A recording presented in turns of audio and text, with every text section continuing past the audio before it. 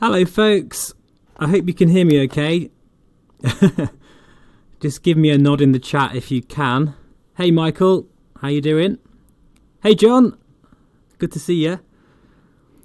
We're in Aerofly FS2 and we're in Switzerland in this beautiful Cessna 152. This is my second flight in this gorgeous aircraft today, so yeah, it should be fun. Annoyingly, I don't think I can have the chat open at the same time as using the sim though, so I might have to just keep checking it every now and then. But hopefully you can hear me okay. Yeah, brilliant. Thanks, John. Nice one. Well, how are you all doing anyway on this gloomy Saturday night? God, honestly, I'm fed up with the weather. It keeps promising to be spring and then suddenly it goes all horrible and wet again. But yeah, as I say, we're in the HP Reverb today, of course, and we are flying this absolutely exquisite, beautiful Cessna from Just Flight. I'm absolutely loving this aircraft, honestly. It's I haven't had much time with it so far, but I'm just so impressed with it. It just reminds me of just many happy memories flying, really. Not that I've flown that much, really. I probably made it sound like I fly all the time in that other video. I don't. I wish I did. But no, it's absolutely superb. Oh, hang on a minute. My chat window's a bit... hopefully you can hear me and everything okay. Great stuff. Hey, Brian. Good to see you. Doing great, mate. Staying safe. Good to know. Brilliant. Okay, well, looks like people can hear me. So let's get cracking then. Well, what I thought I'd show you first... I'm going to have to just unfortunately, I'm going to have to get rid of this window, this chat window, so I'm not going to be able to see it all the time, but I'll do my best. Right, so first of all, I thought I'd show you our little flight plan today. We're in Switzerland, because it's so gorgeous in Aerofly, and if I get navigation page, this is it here. So I thought we could do a series of touch and goes at a few airports, whilst taking in just some of the most stunning scenery you'll ever see, particularly in a flight sim right now. So yeah, this is our little flight plan. I'm going to go all along here, might do a few touch and goes, all the way to Interlaken and Jungfrau. We should get a nice view of that as we approach that lake. And then right round, we're going to kind of go back in, touch and go here, Ambry, I think it's... I'm not going to even try and pronounce all these names because I'll get them wrong. Lodrino. We're going to go there and then we're going to fly all the way. I mean, look at the mountains we're going to be flying over. In fact, we're going to be in a 152 as well, so it'll be quite interesting. The total distance is 132 nautical miles, so I've no idea how long that's going to take. It might take 7 hours in this aircraft, or it might just take half an hour. Who knows? No, it's definitely going to be about an hour, I'd imagine. And then we're going to end up in Samidan here, which is just such a stunning approach, so it should promise to be a pretty decent flight, hopefully. So yeah, cool. I think we'll get into the aircraft if I can get the right view. There we go. So what I'll have to keep doing, guys, is I'll put the chat open every now and then. Unfortunately, with Aerofly you have to have the flight simulator running all the time. If you basically go change your window, it won't work. So I need to find a better way of doing this, but I'm just saying, just checking here.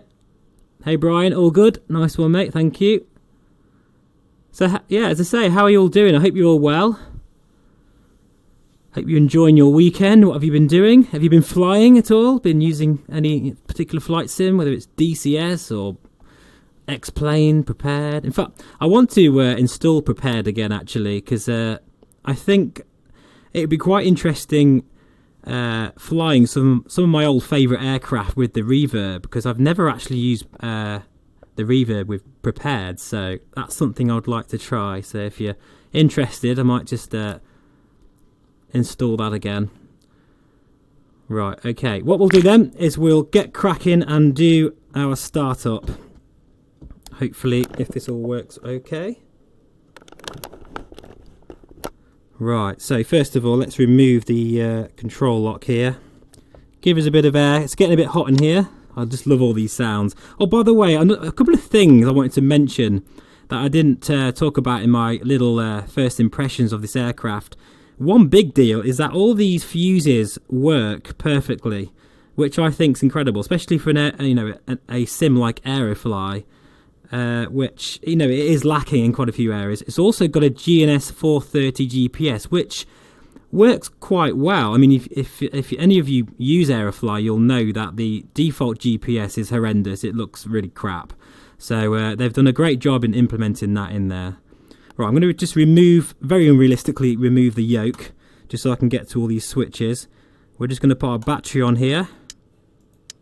And I don't know if you'll be able to hear, but even the smallest of sounds really do make a big difference, Each click, each little squeak, of the throttle, look. Can you hear that? You might not be able to hear that, but... right, we'll put our beacon on. Our fuel is definitely on. Do you know what? Aerofly is so smooth, it really is. Even when I'm streaming, I can't even tell I'm streaming, because it's just still... I must be getting at least 45 frames per second still, because it feels really smooth.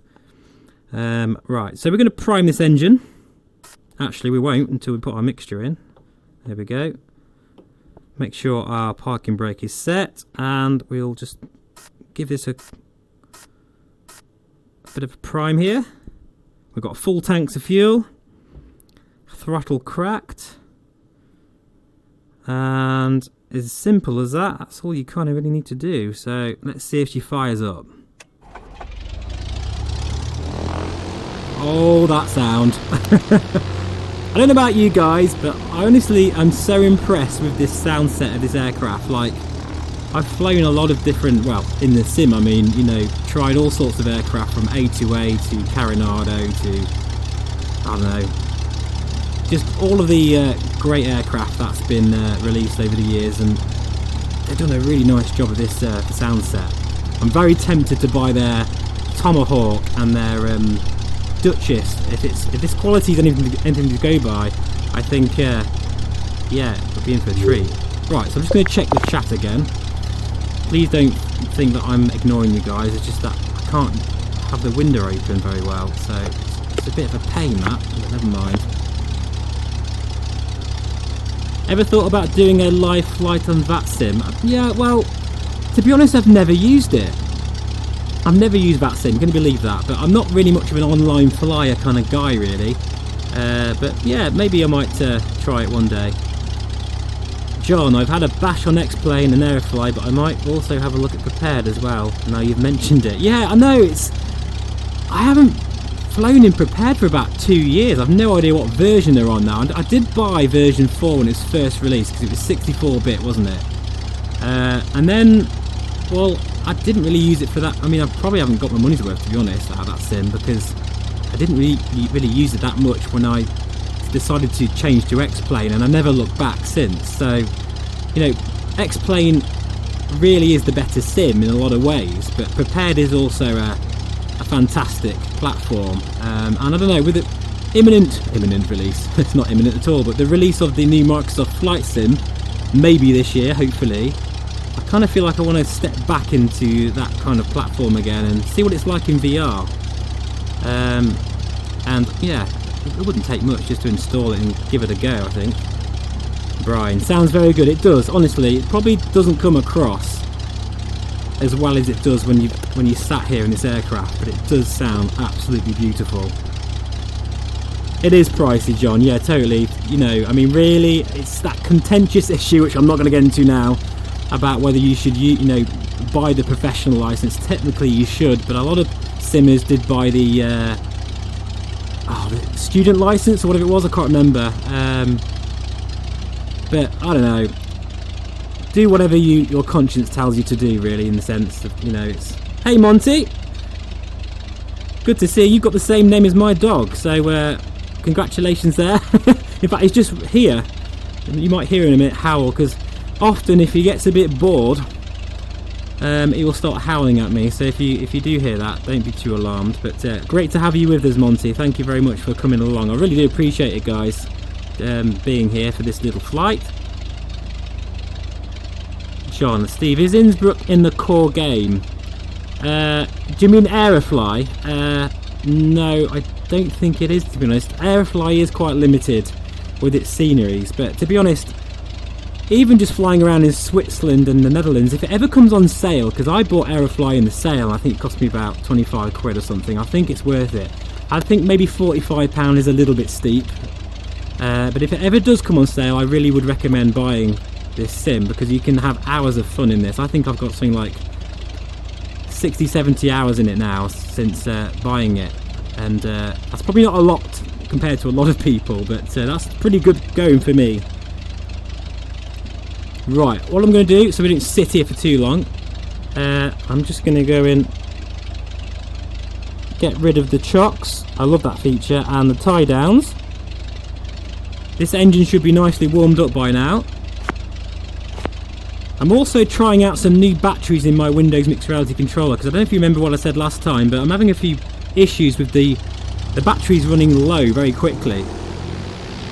So I've just bought some really powerful rechargeable batteries off Amazon, so hopefully that'll do the job. Well, I reckon probably this way is a safer bet. This is actually a really short runway. Oh, I just love the sound of this thing. Beautiful. Right, should have put my taxi light on, my nav light on. Getting a bit sloppy here. Wake up my trim wheel. I might just adjust myself a little bit, because I'm a little bit low in the cockpit, so I'll just do that now actually.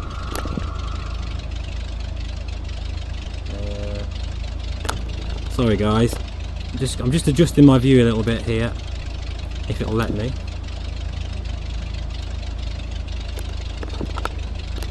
There we go, that should do it. Okay.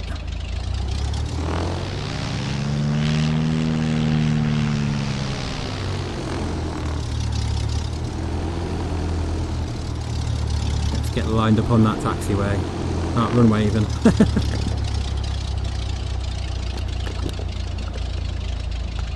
Just checking this. Sorry guys, I'm going to have to keep checking the chat, so I'm being a bit clunky here, but hopefully it's not going to affect the stream too much. Right, okay, I think we're ready for a takeoff. And what I love about this aircraft is it's got a lot of bespoke avionics to it. This here is our flight plan, and I don't know if you can see that, it's quite small, but if I just really look closely, if you look, this is our flight plan here, and you can actually change it if you want to, and you can look down all those legs there. That's really cool. I know that's kind of standard in like X-Plane, but in a sim like Aerofly, that's had to be hard coded in, which I think is a really, really nice feature. And if we click on this button here, you'll see this is our little route today. And you can zoom right out, or right in there, and this is obviously our comms. We're not going to need our comms today in Aerofly, but yeah. Right, okay, with that said, flaps down, let's get cracking, let's get in the air. Might want to close that window actually. There we go. Mixture rich. Throttle is forward, here we go. So yeah guys, welcome, whoever's watching, really do appreciate your support, thank you for coming along. We're in Aerofly FS2 today, in the HP Reverb, and we're in Switzerland.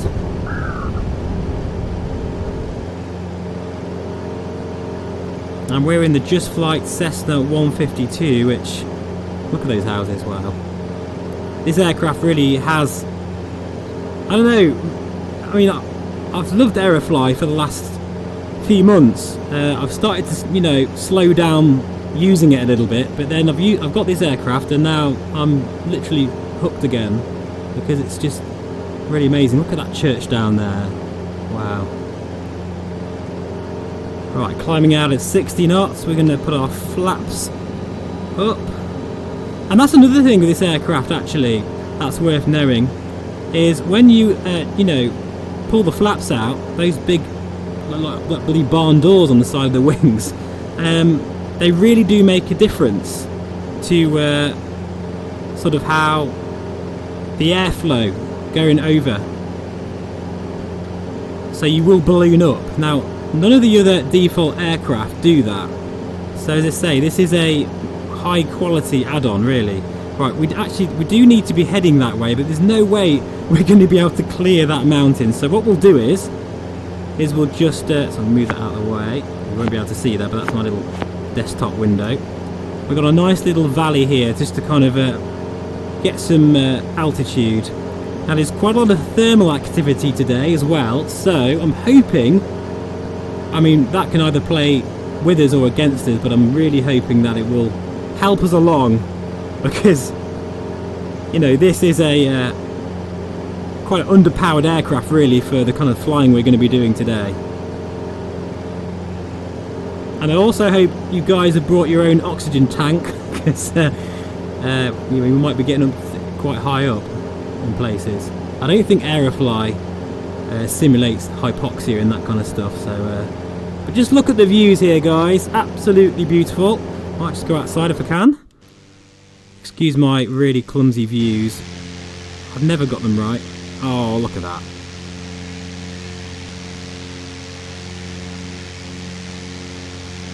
That's quite a sight, isn't it? Really, really nice. Just imagine this sim with some dynamic weather and a bit of traffic. It wouldn't be half bad then, would it? Well, it's already amazing, but it would be really a strong contender, I think. So we'll do a coordinated turn here. So keeping the ball centred and doing a standard rate turn. But I am going to try and climb a bit if I can. And it really just settles into the turn. It's very fluid.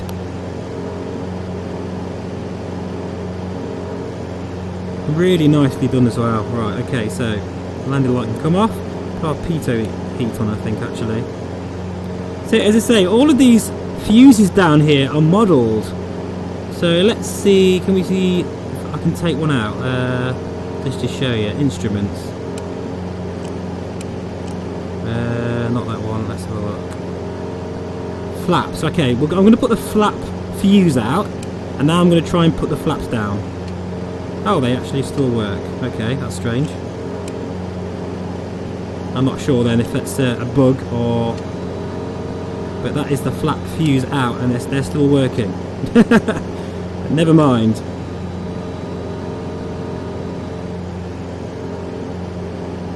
There is where we've just took off from. Now the trouble is, if I look at the chat, all control surfaces are they kind of just stop working in Aerofly, because I have to change the window. So what I'll do is I'll just gain a bit more altitude and then I'll have a look.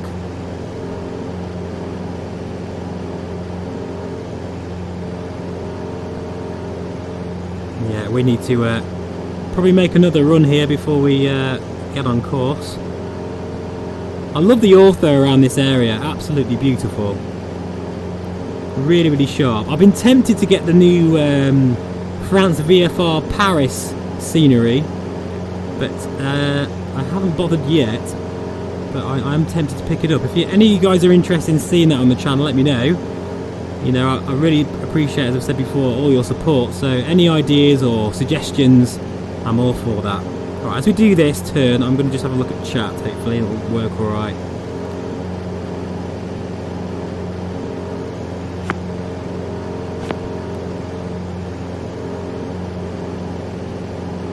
Hello, sounds pretty good.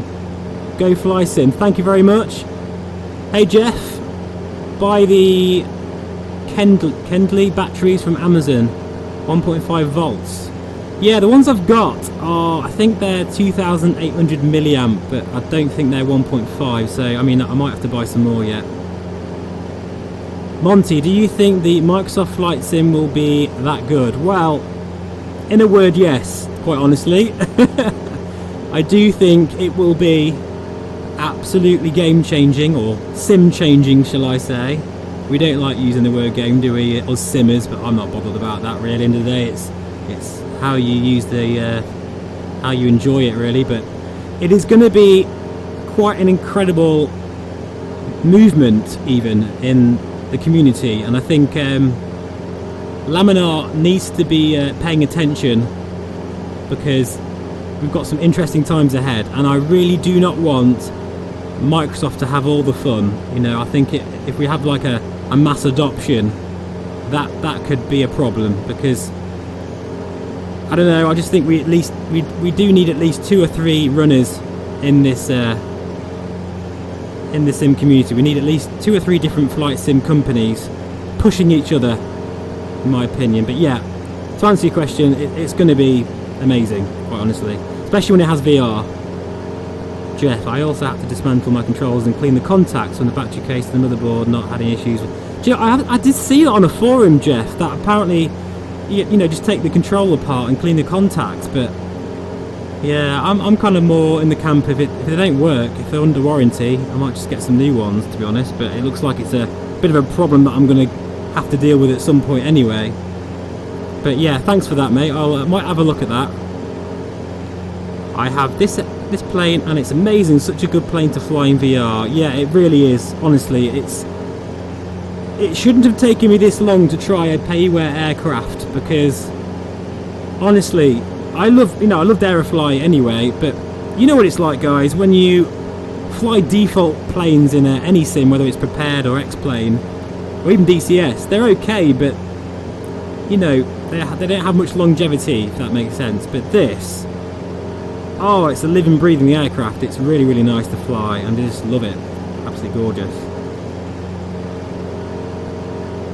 That's one of the things about Microsoft Flight Sim that I'm turned on about. The inclusive scenery. In fact, even if it was on pay for bait, yeah, you totally agree with that. I still prefer as it's in one place. Yeah, I know what you mean, guys. Like, people are getting a bit of a, you know, bit worried about this kind of whole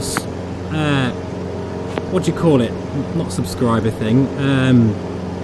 Pay as you play, whatever the word is.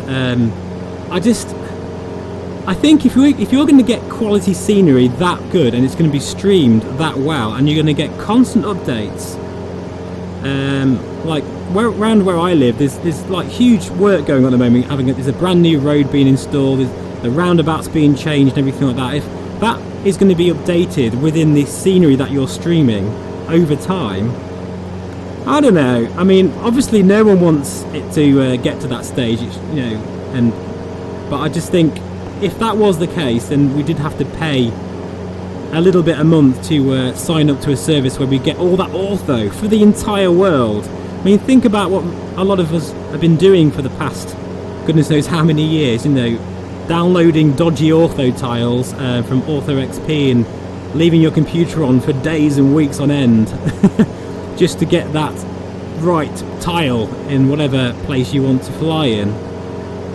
I just think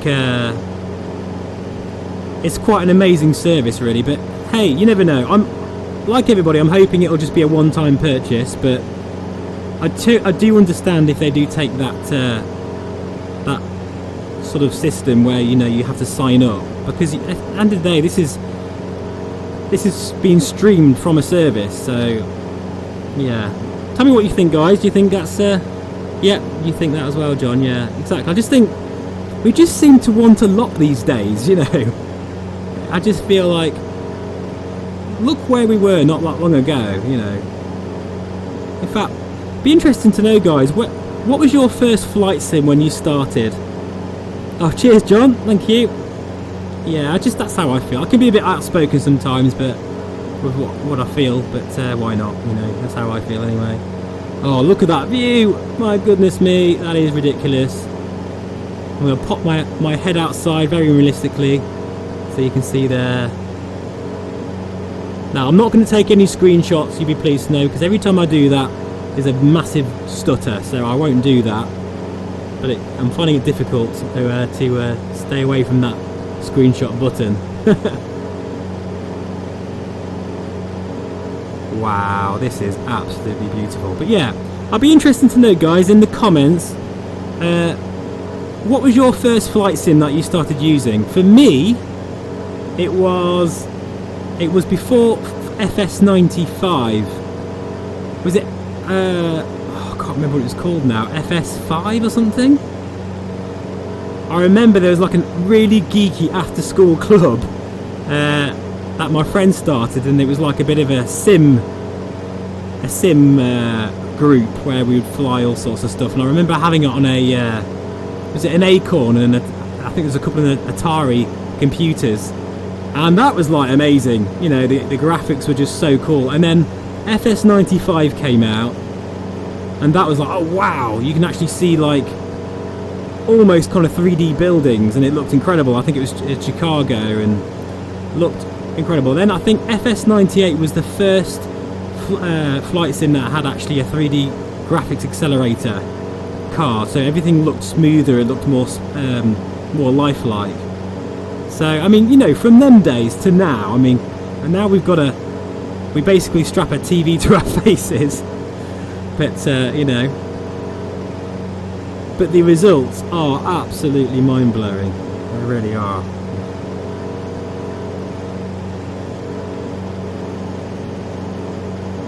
Oh wow, okay, so FS98 for Go Fly Sim, Monty, Microsoft Flight Sim 2000, now that, I remember that.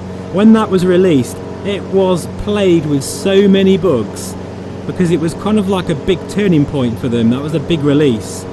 And yeah, I remember playing that on my friend's dad's computer, because mine would not even run it properly. I remember not downloading it, but buying it from an actual store, because that's what you had to do back then. Putting it on my computer, and it was an absolute slideshow. In fact, did they have the Concorde in that flight sim? I think they did. Yeah, very cool. Oh, the glory days of flight simming. Well, I say the glory days, I think they're on their way again. I think we're going to have more of them. Now, thankfully, I'm able to still control the aircraft whilst having that screen up, so that's brilliant. So at least I can have a look at the chat. Michael, FS98, yeah. Do you know what? And many of you might not, actually agree with me on this, and that's absolutely fine. But I think FS98 was an absolutely amazing flight sim. It was, the performance of that sim was amazing. It was just really, really smooth, and it looked, at the time, it looked incredible. Now, do any of you guys remember Flight Unlimited 2 and Flight Unlimited 3? I mean, I have got nothing bad to say about the Flight Unlimited series. That was a complete sort of huge changing moment in flight simulation, when the Looking Glass released Flight Unlimited 3 with that dynamic weather engine. You'd be able to see, you'd look out and you'd see a huge storm right in front of you, and it will be moving with the prevailing winds. And if you went in that storm in an aircraft like this, or even in a larger aircraft, you were not going to survive that storm. And that was the first time I actually started to get quite scared, and feel quite vulnerable with Mother Nature, if that makes sense. And that's what flying's about for me. It's about respecting the weather, and always making sure that you're going to be safe to fly. So Flight Unlimited 3 for me was just an incredible flight sim that changed the game and moved it on. And there hasn't been a flight sim since, until probably this year, that's going to surpass that sim for weather dynamics, and that was released in 2000, I think. I can't remember now. It was a long time ago. Not that much. Yeah, Flight Unlimited. Yeah, glory days again. Oh dear. Anyway, shall we have another look outside, guys? I don't think we don't have an autopilot on this, I don't think, so which is fine. But I'm ragging this aircraft a bit too much here. Now, if you're wondering why I'm not backing off my mixture, that is a limitation of Aerofly. If I back off the mixture, that will just decrease power too much, unfortunately. So I'm leaving that where it is. But let's have a look outside at some of these views. Oh, that's the wrong one. I'm useless with these views. There we go.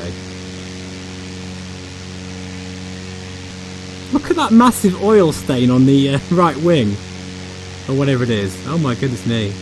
I think this aircraft is a UK aircraft with the GB on it, so I thought I would use that today. Just imagine we've flown all the way from the UK. I imagine that'd be actually really cool. That is quite a view.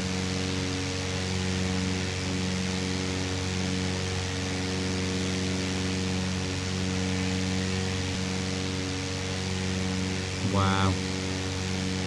Right, so what we'll do, we'll start backing off the power and we'll get in the cockpit again and we will do our first touch and go, I think. Or shall we? I don't know, I'm not sure, because tell you what, no, we'll leave this one, we'll do the touch and go a bit further on, because we are at a very nice altitude here and it will take us ages to get back up here again, and I think the views are just so spectacular. Let's sit up here for a bit longer. Now over there in that cloud is Jungfrau, so that's about 14,000 feet. So hopefully we'll get a good view of that as we fly over. Right, time for a sip of orange juice today.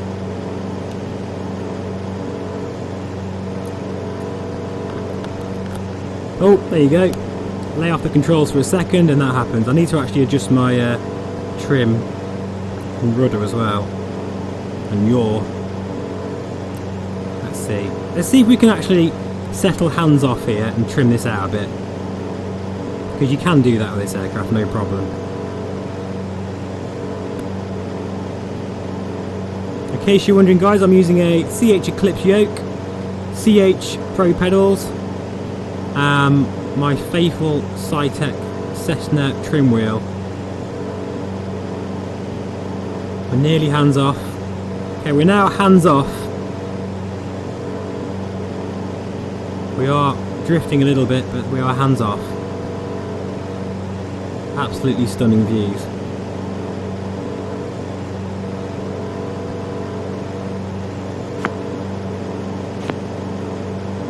John, my first actual flight sim was one of those. Oh wow, that's incredible. Yeah. So you're a hardcore user like me then. You've been there. You've been through all the pain. All these guys starting off now, I'm kind of jealous really, because we had to really. We started with the basics and all the problems and all the bugs and all the terrible performance. I think those kind of things are more of a thing of the past now. The ZX Spectrum.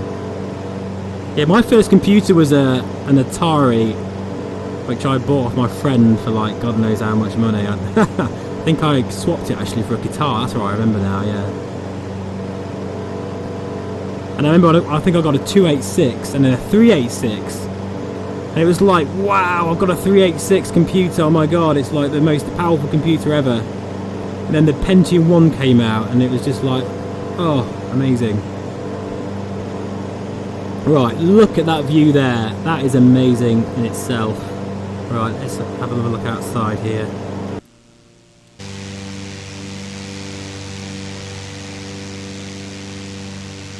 Gorgeous, gorgeous views. Oh, how I miss this country so much.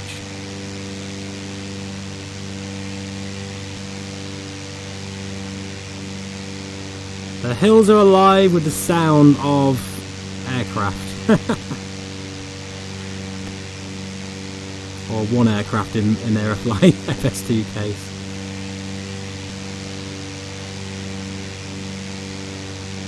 I was actually flying an X-plane this morning and I was flying the Carinado B1900.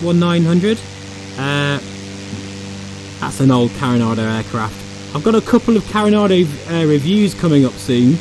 I've got their new SR22 and their King Air, but I'm waiting before I do a review because the King Air's got a few problems. I'm not comfortable reviewing it right now. It's just not really there. So I've got in touch with Carinado and they've assured me that an update is coming soon. So I look forward to trying that.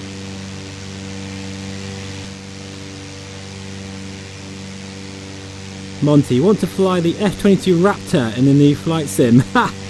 Yeah, imagine that. That'd be pretty cool. I'm not sure that's going to be part of it though. I may be wrong, but I'm not expecting that in the sim. So down to our 1 o'clock here we have Interlaken. And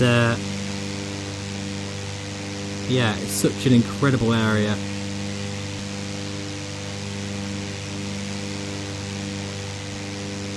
Oh, it's just so great to chill in this sim, it really is. I love it so much.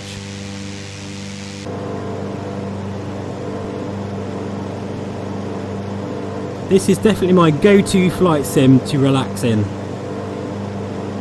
If I want to do things really seriously and, you know, get all the flight plan stuff out, use Little Nav Map, use Avitab, all those plugins, I use X-Plane. But if I just want to just have a flight and enjoy just the very essence of flying in VFR, it's always Aerofly for me, definitely.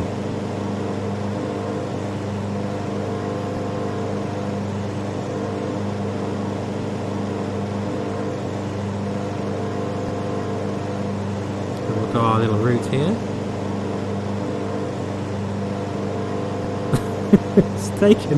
It's taken quite a while to get to this point, so I might just scrub the touch and goes, and we'll just do we'll follow our route for now.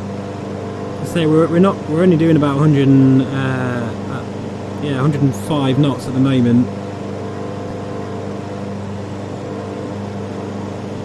which is fine. Gives us more time to look at this and just enjoy this scenery here.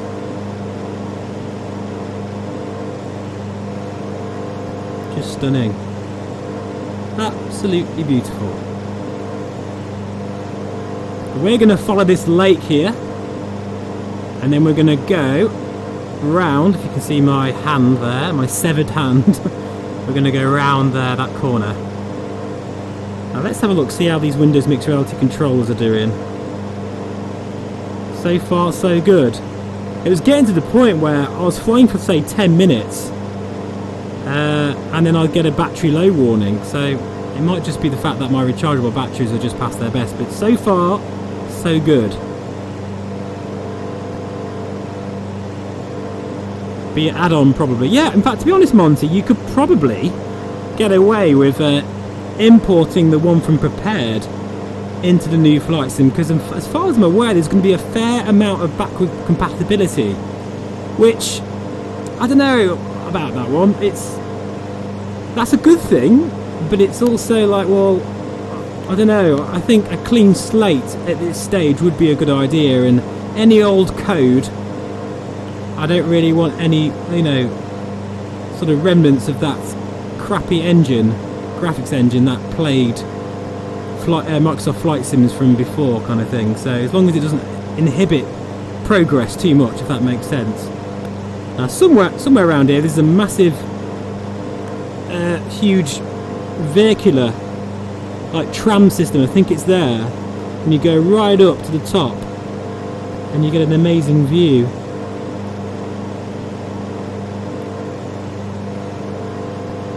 Right, let's have a look at our flight plan here. Doing good. So we just need to make a little turn to the right and hug this lake to the right hand side.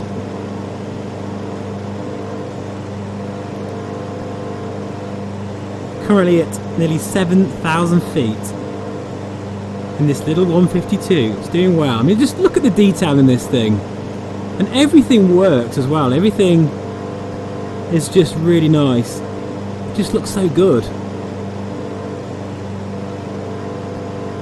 And the funny thing about Aerofly is, like, those labels right now, I can't actually read them.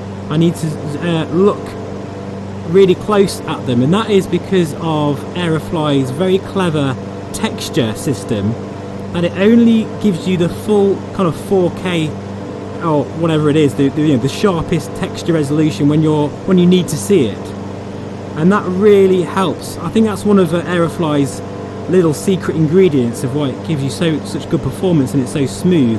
It's not loading textures at its highest resolution all the time, creating stutters. It only does it when you really need to. So right now I can't really read that, but if I go in I can see the texture getting really, really clear. and it's the same story anywhere, even with buildings and all sorts, so it's pretty cool.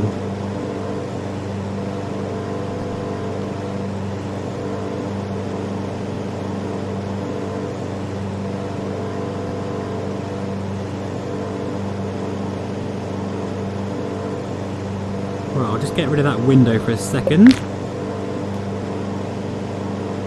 And let's have a quick look where we are on our little map here. So if I'm shouting, guys, by the way, because I do tend to shout when the engines are on, so apologies if I'm like kind of being distorted or whatever, just let me know. Right, we're actually not doing too badly actually. We'll be like 1/3 of the way across now. I think we'll get to about here, start descending, and then maybe we'll do a touch and go here and here before kind of following the valley around. That seems like a plan to me, I think.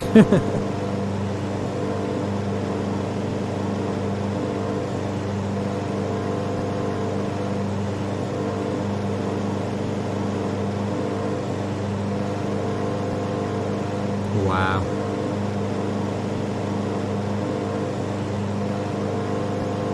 That is just such an incredible view. Never ever get bored of it. Let's go to the other seat if we can. No, that's the wrong one. Oh dear. What have I done? Can't get back in the cockpit now. There we go. There we go. We can let this lovely lady here. In fact, yeah, I'll have a yoke. In fact, I can't put it back on again now. That's strange. Never mind. Just pretend to fly for a moment while we just relax in the passenger seat. All these incredible views down there. You really get a sense of height. And when you've got a context like the wing and that massive wheel and that strut, I just feel like, you know, you've got a real context to your height, if that makes sense. Helped by the really nice resolution as well of the ortho. And that, I guess, if I'm honest, guys, that's something that's stopping me from buying this Paris scenery. From the shots I've seen so far, just take away that, I really am ragging this engine. From the shots I've seen so far, it does look really, really nice, but the ortho looks a little bit mushy and a bit not very high res, so I'm not sure. Those craggy mountains there, beautiful, absolutely gorgeous. Huge runway down there. I think that's an RAF, not an RAF base, but it'll be a Swiss Air Force base.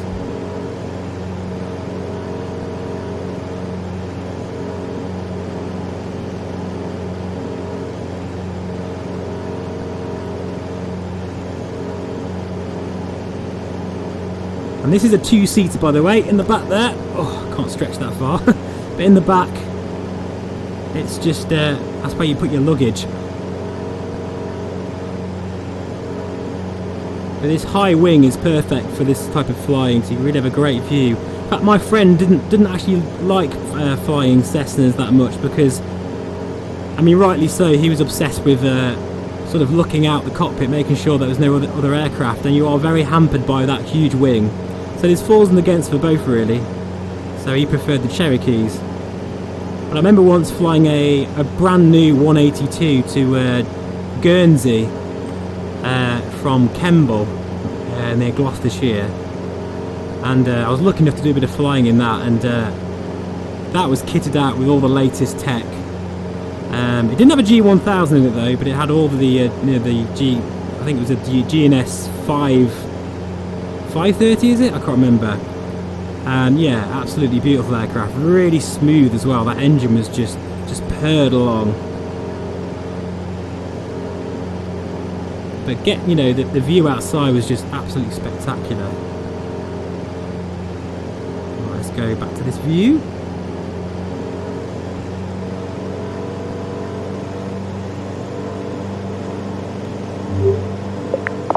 Okay, get back to the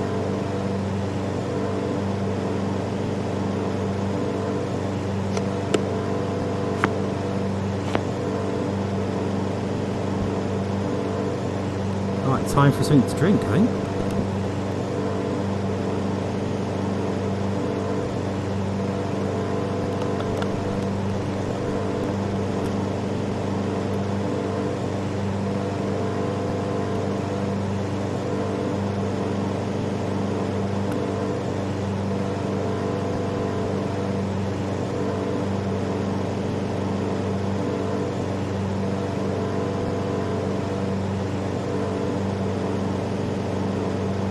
I've noticed quite a few updates recently. Steam VR has been going a bit crazy. I've had like 3 updates in just the last few days, and I think what they've done is they've broken it and having to like basically fix everything. So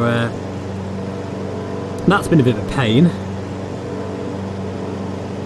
And Windows is also wanted to update my computer every 5 minutes. And I did have an issue the other day with the reverb where it started to go black in one eye, and it hasn't done it since, and it was during the time where Steam VR was just updating constantly, so I'm kind of hoping that's a software problem, but if not, we might have some bigger issues going on. But to be fair, I've been in VR quite a bit today and yesterday, and I haven't had that problem since, so I'm guessing that it might be software related. John, have you used any aircraft in DCS? Well, I've been really enjoying the Huey. I'm getting better and better at flying it, and I do intend on showing it on the channel soon, actually, because I've been doing some missions with it, and it's an absolute joy to fly. It's so solid, you know, and I think really helicopter flying is so much easier in VR, but apart from the Huey, I haven't flown anything else. Not yet. I mean, I've been thinking about getting the maybe the Harrier or the F-16, but I don't know, I struggle with time really. I don't, like everybody, you know, everyone's busy and work and real life gets in the way, so if I ever have a chance to sim, I generally tend to enjoy flying GA, either in X-Plane or Aerofly the most, or IL-2 as well. I've been loving IL-2. I've nearly finished the Spitfire campaign now, so I need to post a bit more of that. But I kind of go through phases like everybody. I'm just looking here. I'm going to start climbing up here. But I think if we make sure, in fact, if we can get any thermals, that would be great. But I'm not getting anything at the moment. But yeah, really the Huey is the main aircraft I've been using. VR dogfight in IL-2. Yeah, T-right. It's amazing. Honestly, IL-2 in VR is really great, and I don't think IL-2 has it's not that well optimized, but it does tend to work really well considering all of the assets it's showing. And you could just sit there and just watch, you know, a campaign or a particular mission just play out on its own, even without being involved, a bit like DCS. So it does run quite well actually. I can't imagine flying IL-2 without VR now. It'd just be really weird. Or any flying, to be honest. It's very rare nowadays that I don't, you know, if I ever fly in without VR, there's probably a specific reason why I'm doing it. If I'm testing a certain piece of software, or, you know, because generally speaking, and that's what worries me about the new Microsoft Flight Sim. For me, I'm not really going to use it that much until it has VR, to be honest. I'll be just messing around with it, being amazed by its graphics and everything. But in terms of actually doing serious flying, no, I don't think I'll bother. Because my plan is to do a series of TBM videos. Because if you remember, I did at the Christmas time, I did a series of flying the Hot Start TBM over to America. Now, the plan is to take the TBM, is it 930? Take that back to the UK, which would be kind of cool. I just got it to work on my Rift S about a week ago, and it's great, really enjoyable. Yeah, the Rift S works perfectly with the with IL-2. You get a better performance than the reverb actually, which is kind of probably obvious really. But right, make sure I don't back myself into a very dangerous situation here, which is often happened in real life. So I'm just making sure I've got myself an escape route if this all goes pear-shaped, because we are in a 152 here. It's not really designed to be doing this kind of shenanigans. So I'm getting a little bit of lift here, but I desperately need a bit of really strong updrafts from these ridges here. So I'm looking at the vertical speed. But we have this valley here in case it all goes a bit wrong. But basically, looking at the flight plan, we need to be going over there. We need to be going right over that mountain there, so Let's see how we get on here. It's all good fun.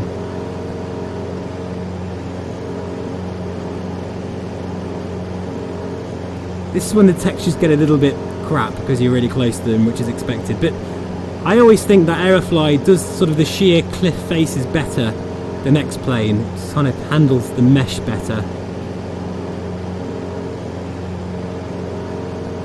Just have a look at the chat again. Sorry guys, I'm trying to move this around a bit. Oh, alright Brian. My TBM is in Brazil, just ready to come back to the UK if I can figure out how. Oh, that's cool. Did you fly it from the UK? I'll be interested to know. I'd be interested to know if any of you guys doing any particular tours right now in X-Plane or you know, any particular missions in DCS. I'd love to know. I'm always interested in how other people use their flight sims. I just love the massive sandbox, if you could call it that.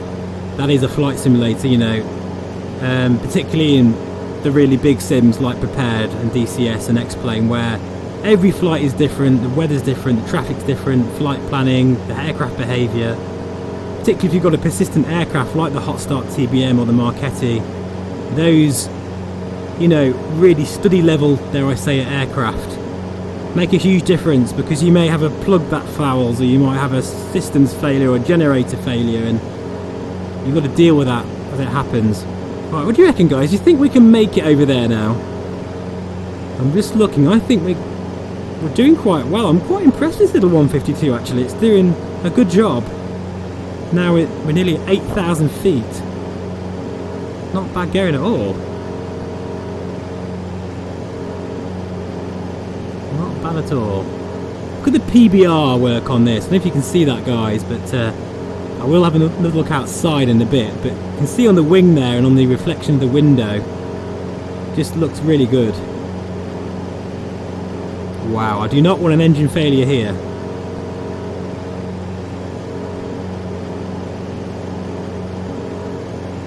There is another add-on that I'm really looking forward to getting for X-Plane, and that is, you know, I'm really excited about this actually. I'm almost as excited about this as I am Vulcan, and that's exactly what it's called. Funny enough, it's the Avro Vulcan. There's going to be a very, very incredible, highly detailed version of that coming soon to X-Plane, and I was one of those crazy people that followed the real Vulcan around when it was doing its airshow season back in 2015, and well, it had quite a good run. Amazing support from the public, and I really miss that aircraft, sorely miss it. It should be part of the Battle of Britain. It's so sad. So I cannot wait for that to come to X-Plane, and that shouldn't be too long, hopefully, all being well anyway. Brian, gone around the world. Wow, that's pretty cool.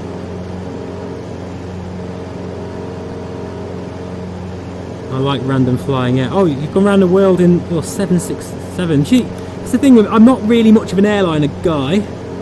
I do love flying them every now and then, but you know, they take so much. You need to be really proficient at them, and I've already got, my fleet of aircraft is already too big, and you know, you tend to forget, like even the, dare I say, even the Carenado B19 that I flew today, I forgot to the actual procedure of, because the main kind of like engine panel wasn't working. I realised I didn't switch the inverters on, you know, and you just have to remember so many different aircraft's startup procedures, and I think an airliner, God, it would take me so long to actually do it properly.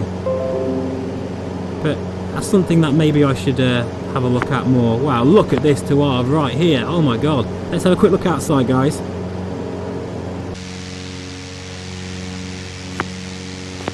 Holy moly, look at that for a view. Oh, really trying hard now not to take a screenshot. Must behave.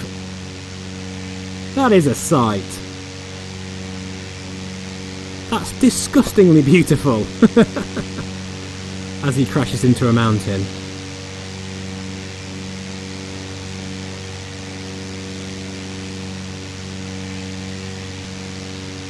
Oh, absolutely. Look at that. Look at that for a pass. Wow.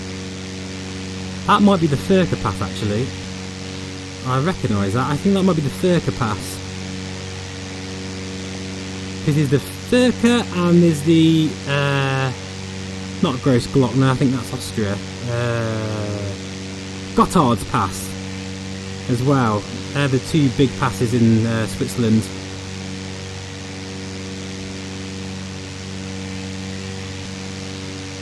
Oh, look at all that snow. To be flying and looking up at the terrain is quite weird. And as I say, in VR, all of this is 1-to-1 scale, so that is exactly how it would be in real life if I was somehow outside of a Cessna 152 looking at that view right now. That's exactly what it would look like. Not bad at all. So I think it's fair to say, guys, I'm in love with this aircraft.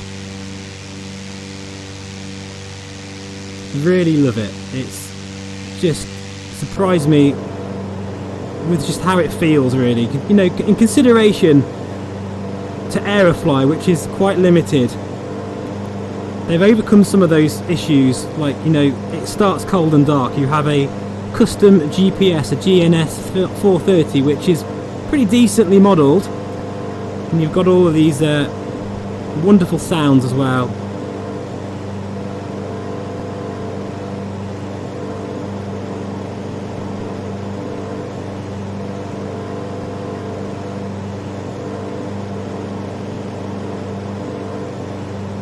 Let's just see what happens if I open the door when I'm flying.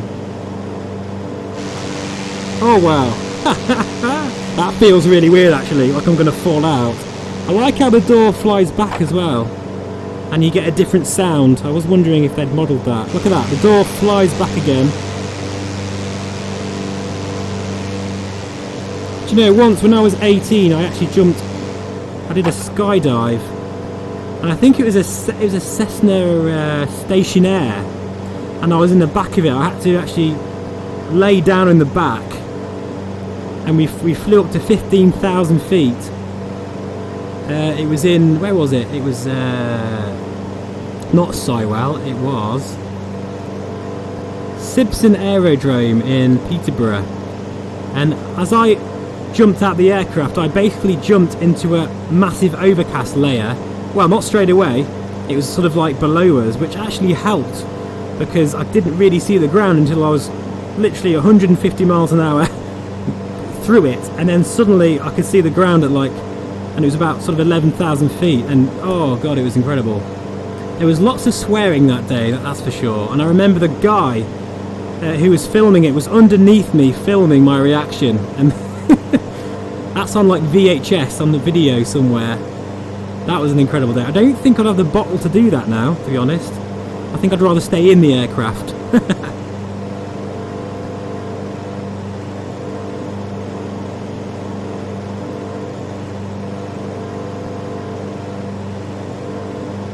It's cool how you can check your Facebook whilst you're flying in the reverb. I don't really think you can... you probably can do that with the Rift S, actually. You can drag windows in and pin them, I think, but I've never actually done that. You can do all that kind of stuff with the reverb as well, with the Windows Mixed Reality software. And do you know what, guys, honestly, you'd be surprised. People hate the Windows Mixed Reality software, but honestly, it's a bit of a dead heat when it comes to crashes and weird bugs and issues I've had with software with Oculus and Windows Mixed Reality. In fact, recently, if anything, the Oculus software can be a bit annoying. I was flying the other day and the Rift S went completely black, and it was because it needed a firmware update. I thought, come on, you know, at least wait until I've finished my application, and that was a bit annoying. So, you know, there's fors and against for both, that's for sure. All that cloud there, incredible.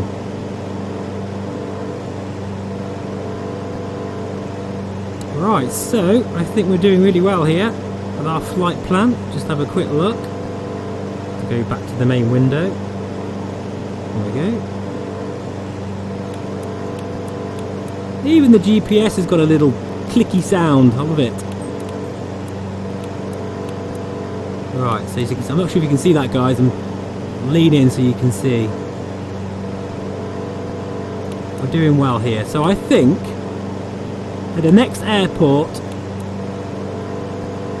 I think we'll start doing a few touch and goes.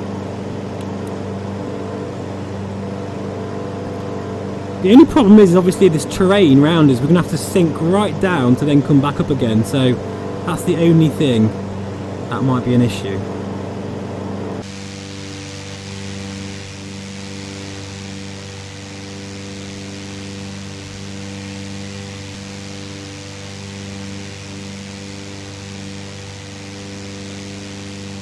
I think that down that valley there is the, or unless it's actually this way.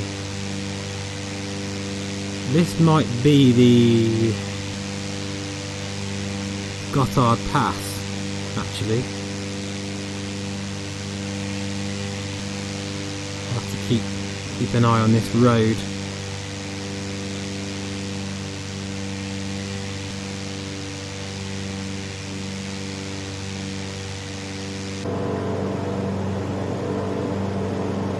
Now I think, I'm just looking at our fuel, it is going down, so that's cool, because I know some of the other Aerofly aircraft have unlimited fuel, but it looks like this is simulating the tanks as it should be, which is very cool as well.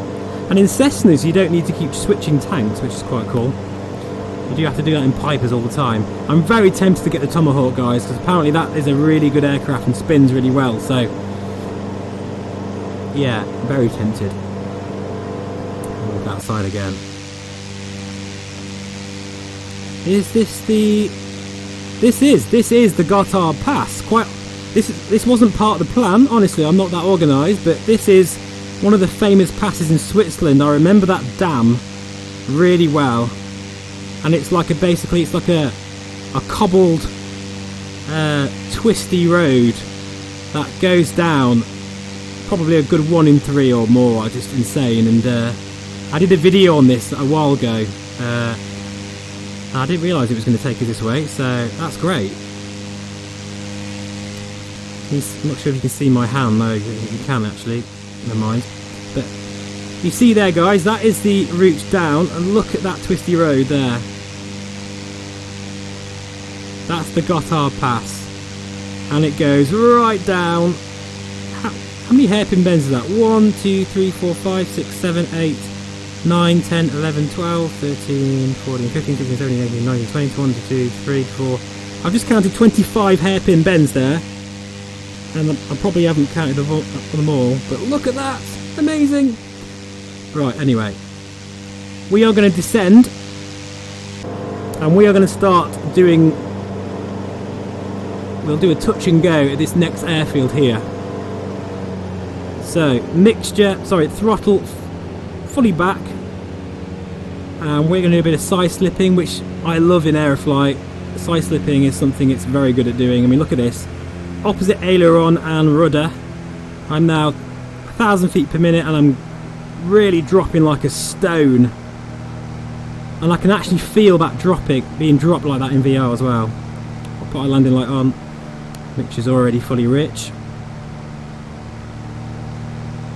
And we'll see if we can get a somewhat decent touch and go at this airfield. I'm really having to... It's quite a steep descent here. Have a quick look at the chat. Have you flown around the Southern Alps in New Zealand? Hey Peter, thanks for joining us. No, I haven't. I'm not even that aware of them actually, so thank you. I'm going to add that to the list of to-do list. Only thing is I won't have decent ortho.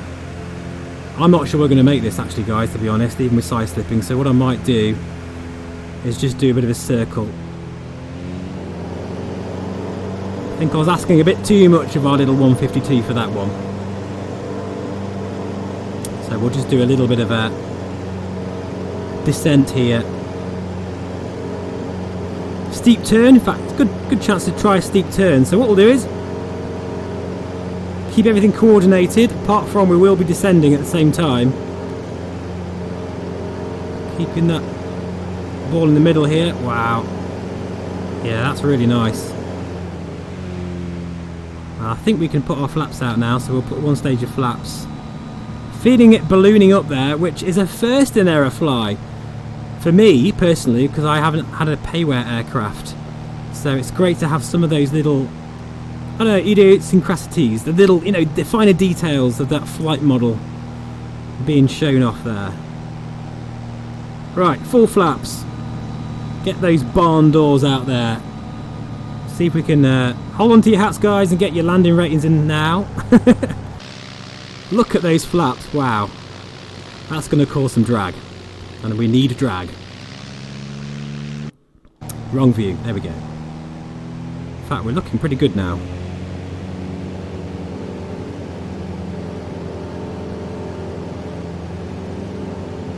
And just like that, I've been streaming for 1 hour and 6 minutes already. How has that happened?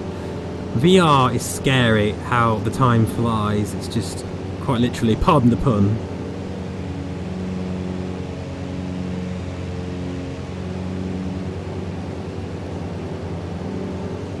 Here we go then.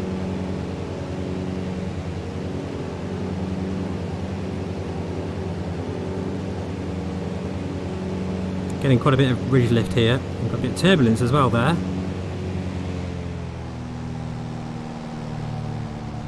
Gliding her home. Some trim.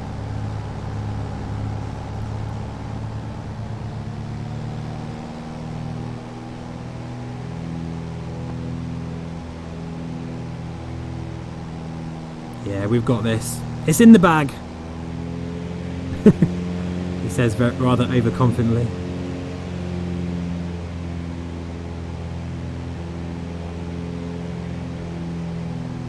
Almost tempted to go outside and have a look. Is that really cocky? It's going to go wrong now, isn't it? It's really hard landing from the outside view, but it makes a nice... Oh, here we go. There we go. That'll do. That will... I'm happy with that. Even though it's halfway down the runway. Full power. I'm going to flaps to 20 degrees actually, I think. And there we have it. Such a fun little aircraft. Love it. Love it, love it.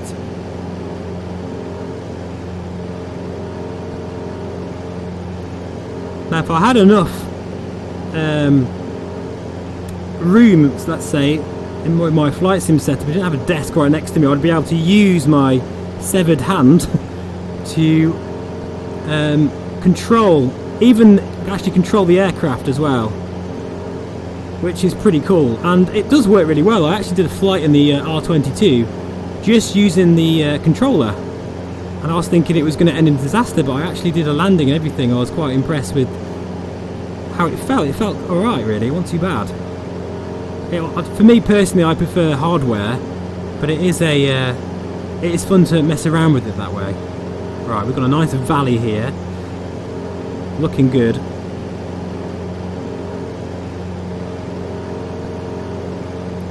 Probably a steam cell. Of course, it's St. Patrick's Day soon, isn't it? In fact, I didn't realise this, but I actually proposed to my girlfriend on St. Patrick's Day without realising. And that's not because I was drunk, by the way, in case you're wondering. Honestly, in fact, that business jet flight that you might have seen on the channel, I actually proposed to her on that flight, which I thought was, it just had to be done. But little did I realise that it was St. Patrick's Day, so that's going to be a year that happened to the day, which is pretty cool. But yeah, if there's a sale, that'd be amazing. So yeah, also if I understand right, they are opening applications for the Microsoft Alpha. Yes, I hope so, because in case you guys are wondering, I haven't been invited to the Alpha. My friend has, damn him, but I haven't. And I think a lot of that is probably due to my... Well, this is just... I'm guessing here, guys, so don't take this as a... I'm just basically having a guess. But I think it's due to my internal memory, which is 16 gigabytes. I've pretty much noticed that most people, if not everybody who's been invited, has had 32 gigabytes of memory, including my friend, who actually just upgraded just before he submitted his DirectX dialog box thing. So yeah, he's happy playing it, but so far no invite for me at this stage. But to be honest, I don't know, it's a bit of a double-edged sword, because it'd be great to, you know, get invited to the alpha, but it doesn't have VR, which is a massive turn off for me straight away. And I don't know, the excitement of just not knowing what it'd be like when it's you know, sometimes I kind of think to myself, maybe I should just wait for the full release, because there's so many amazing add-ons, so many amazing experiences that we have already. Let's just enjoy what we have now, and then when it gets released, you won't go through that painful stage of all the problems and bugs. Well, I'm sure it still will be, you know, some issues. It's a mammoth program, but do you know what I mean, guys? I mean, how do you feel about it all? Peter, I'm part of the Microsoft Alpha, but everyone has signed an NDA, so that's why there is little discussion about it. Absolutely, Peter. Yeah, totally agree with that.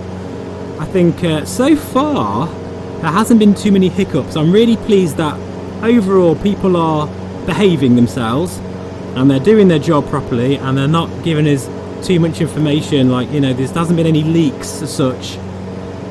And considering the way Microsoft are doing things here, they're not I mean, personally, if it was me, I think as part of the invite you should have like a paragraph or something of your flight experience, why you should be picked, you know, yada yada yada, that kind of stuff, rather than just, yeah, we'll just randomly give it to anybody who is bothered, really, you know, it's just as long as their system's up for it. I mean, I get really that this is going to be a flight sim for everybody, but at this stage I think really they need feedback from people who know what they're talking about, or at least have got some experience using flight simulators.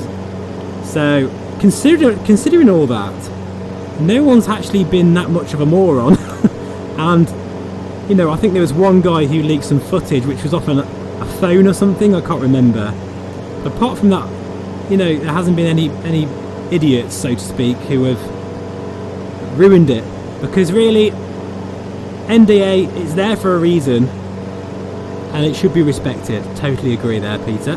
So, and by the way, congratulations for being in the alpha, you know. Brian, it's my birthday and my wedding anniversary, St. Patrick's Day. Oh, that's really cool. Wow. So I wouldn't forget, but forgot that I meant to only get benefits once a year. Oh dear, mate. You must have been married a while then, I'm guessing, I don't know. But happy anniversary and happy birthday for St. Patrick's Day, which is that the 17th, is it? 17th of March. Too busy talking and I need to start descending again because we have another airfield in sight. So we need to slow down for this next touch and go here. But yeah, happy birthday, mate, for that, and happy anniversary. Oh, do you know, look at all those tunnels. That's one thing I love about Europe, is just the amazing clean roads and those just those really long tunnels. I went, in fact, actually, I think it was Switzerland. It was actually the Gotthard. Is it the Gotthard Tunnel? I might be wrong there, but it's like one of the longest tunnels in Europe, if not the longest. And the day I went in it, we was in full bike gear, me and Melissa, and it was 40 degrees outside, and I was looking at the temperature on the bike and it was getting higher and higher, and the air temperature reached about 45 Celsius in the tunnel, and I was actually getting really concerned because I thought, this is actually, if we end up getting into some traffic now or something, we're going to get into some serious trouble here. It was absolutely sweltering in that tunnel. It wasn't a very nice experience at all. It was horrible. I hated all the cars for having air conditioning on that day. That was a tough day on the bike. Right, anyway, let's have a look here. Right, we've got the runway straight ahead here, so let's try and be a bit more prepared this time. 30 years, 30 long years. Oh mate, seriously, that is congratulations, 30 years, that is amazing. In this day and age as well, where people don't seem to want to stay together for more than 5 minutes, and as soon as it doesn't suit them, they move on. So, you know, 30 years, that is to be celebrated, mate. So, congratulations for you and your better half. And since it's St. Patrick's Day, you must go out and celebrate for a beer, have a beer, definitely. Or wine. Okay, right, so we have an airfield ahead. It's descending into this valley. It's quite disconcerting, you know, when you've got mountains either side of you in VR. You just feel a bit like, whoa, this is amazing, but kind of like scary at the same time.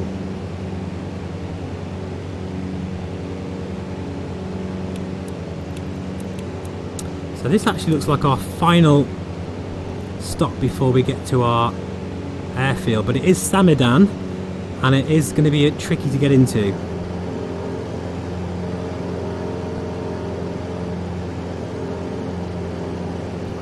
I can't actually see the airfield. Have I gone over it? Hang on.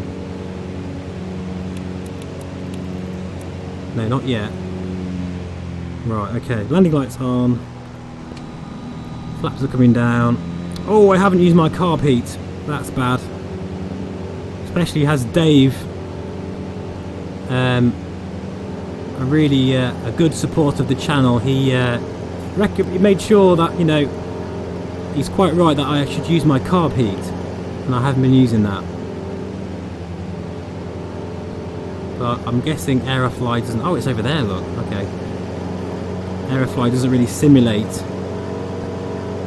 In fact, let's have a look. We'll just pull our carb heat out for a moment. Listen to the engine. No real change. Look at the oil pressure, oil temperature. I think it is simulated though in this aircraft. Right, flaps are coming all the way down now.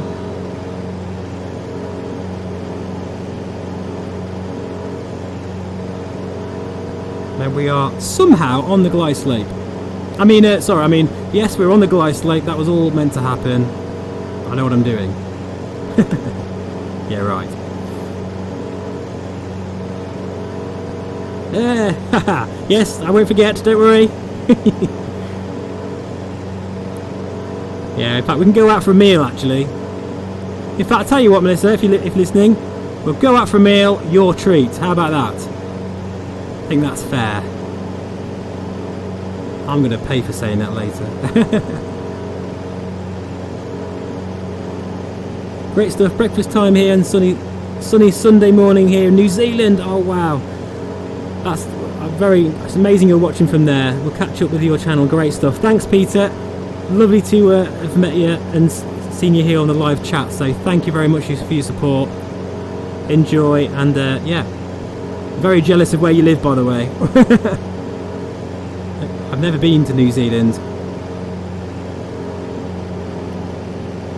Maybe that should be a tour for the new Microsoft Flight Sim at some point. Well, this airfield looks very nicely modelled. Plenty of 3D buildings here. So, and there's plenty of trees on approach as well, just to make it challenging. I think there actually might be a grass strip, sort of running adjacent to it, but sorry, parallel to it. But no, we'll stick with the tarmac, I think. It's funny, approaches in this aircraft are quite long because you know you forget it's such a slow aircraft. I'm actually going too fast here, but we're okay. I'm going to go full stage flaps because that runway doesn't look too big to me, and we'll stay inside the cockpit for this one. Do you know, guys, isn't it amazing how I'm live streaming in the reverb, full ultra settings? I haven't had one single stutter in an hour and 20 minutes of flying in this sim. That's amazing. Coming in a little bit steep here, but that's because of the trees. Doing my usual looking at the scenery and not concentrating on what I'm doing, but very nice. Okay. Oh dear, we really... There we go. Bit firm landing, 3-point landing there. That was a bit rubbish, but never mind, I'll take it. Flaps up, 10 degrees. Maybe have a look outside. Careful not to stall though. So let's get established first. There we go. Trimming the trees there as we take off. So next stop is Samadon, which is a notoriously challenging airport to landing. So that should be a great final finish to this live stream tonight. So by the way, again, thank you so much to everyone who's supporting me. I really do appreciate it. Just watching these streams and just, you know, indulging in all things flight simulation. It's brilliant, really, to just really. It's amazing how I can connect with people from all over the world, like New Zealand. There's a guy the other day from Canada. You know, it's incredible, isn't it, how you can do that these days, live on the internet. It's really wonderful, because us flight simmers, we're probably quite a niche group, so it is great to be able to connect with people from all over the world. My landing light's still on there, so I need to sort that out. That is a great view, look at that. Beautiful views. Okie dokie. Landing lights off. Keep wanting to put that mixture back, but my flaps coming up. And look at the difference. I'm not doing anything, and we're now going down slightly as the flap changes the angle of attack here. So look at this, guys. Look at the ortho around here. It's really nice and crisp. I can see cars. I can see the road markings. It's not bad at all. I think Switzerland, it cost me about £7, I think.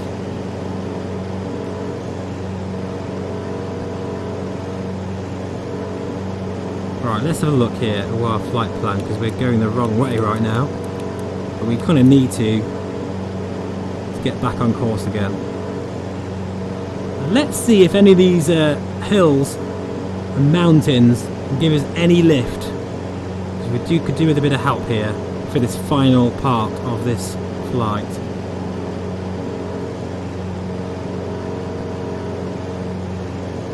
Yes, can you see that, guys? We're getting a 1,000 feet per minute lift at the moment.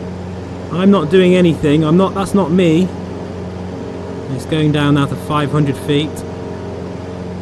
I'm having to pull up a bit more. See if I can keep the climb to about 65 70 knots. Maybe we're at 75 knots, so we can climb a bit higher than this. There we go. Okay, we've got a little bit of ridge lift, but that's all we've had so far. I've had some amazing lift before in this sim, like 2,000 feet per minute or more, and you just feel yourself rising right up. It's quite a feeling, but at the moment we're actually in a downdraft. So we're going to have to bug out here and use our escape path.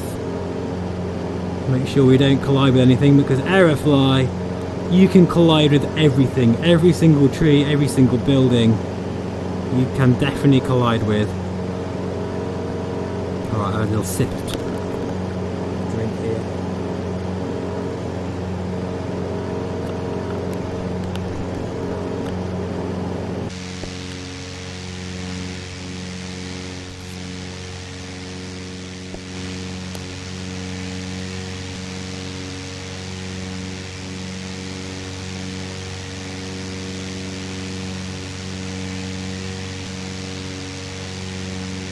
Can't beat hopping from airport to airport with mountains as majestic as this, and a little training aircraft.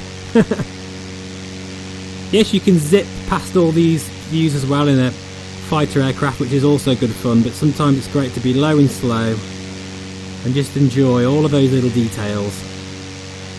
I just love how this aircraft looks. It's really beaten up, used and abused.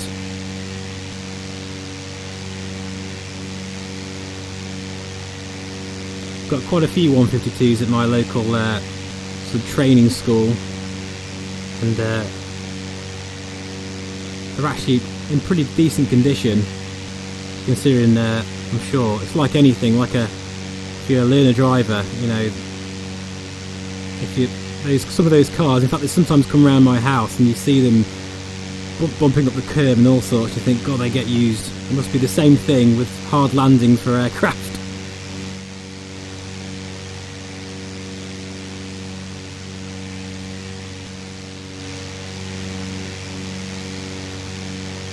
So we're on our final part of this little trip across Switzerland,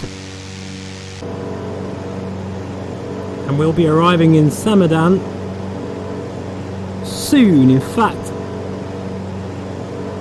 we're 22.4 miles away from it right now. I'll just show you actually the GNS 430. This is our flight plan here, look. And we're right down here now. Lima Sierra Zulu Sierra.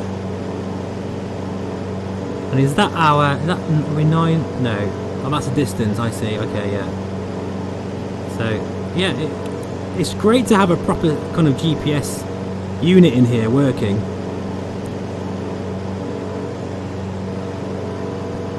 Let's have a look. I might have a look at these fuses again, actually. I might just take the landing light fuse off and then put the landing light on and see if that actually works. Okay, well that's interesting. As you can see here with the fuses, they do actually work. Or most of them do anyway, because that is now off.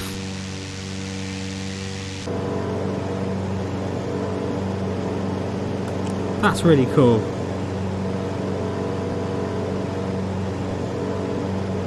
Thinking about it, is the flaps, of course they probably would be mechanical, they won't be electric, will they? So maybe that's why. Yeah, it's me being stupid, I think, here. Let's have a look at another one here. Yeah, all these go off. Too busy looking where I'm going, really, but I just love how all these fuses actually work. And yeah, like here, guys, you see here, that's the fuel indicator. Take the fuse out and they don't work anymore. That is brilliant. Strobes, let's try those. So at the moment they are on. Can we see them actually from... Put the strobes back on again. Yeah, and they're blinking again. That's great. So the fuses actually do work. It's me being stupid. I guess the flaps, that might be just maybe the I don't know, maybe the warning for it or something. Okay guys, I've just put my my ADF on. Let's have a look here. Okay, according to this we're still 20 minutes out, so but we are climbing. I just love how you've got all this information to hand now. As far as I'm aware, there's no autopilot in here to try, which kind of makes sense. I have noticed a bit of a bug with the suction gauge, but I'm sure that'll be sorted out hopefully soon. Personally, I like this view the best. Right, we need to do one last climb here. See if we can somehow get over some of these mountains. I'm going to go for that area here and see if we can get above that ground there. Wow, love it, really cool. 1.5 hours. Oh, sorry guys, I didn't realise this stream was going to last so long. Never mind. I think we'll be on the ground in the next 15-20 minutes, hopefully, if all goes to plan. But I'm going to brave it now, and we're going to go into quite a severe climb here. And I'm really hoping, because that side was downdraft, so I'm hoping this side will get a bit of helping hand from the wind. Come on, let's get some updrafts here.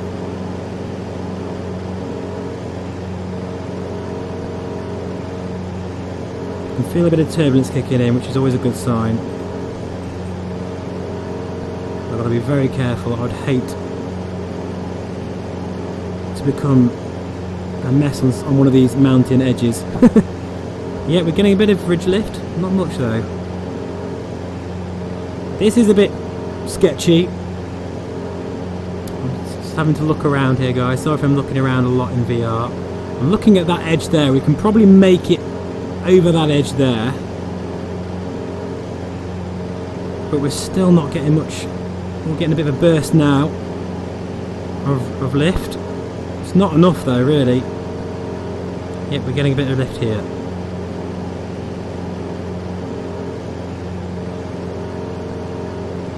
And I think we can now clear that edge there, but the question is what's over that edge? That's what I'm worried about.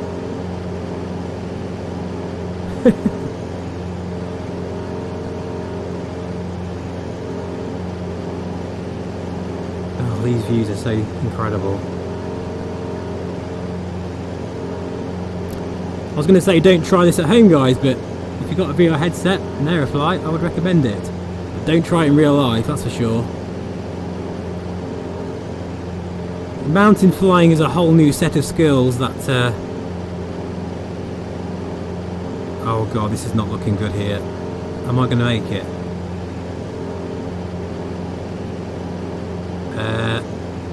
I'm sinking here at the moment. I'm not sure I'm going to make this, guys. I might crash.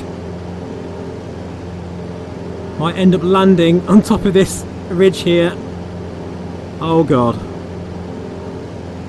I'm trying to get every little bit of power out of this little 152. Come on. Holy crap. Oh, right, we made it. We made it just.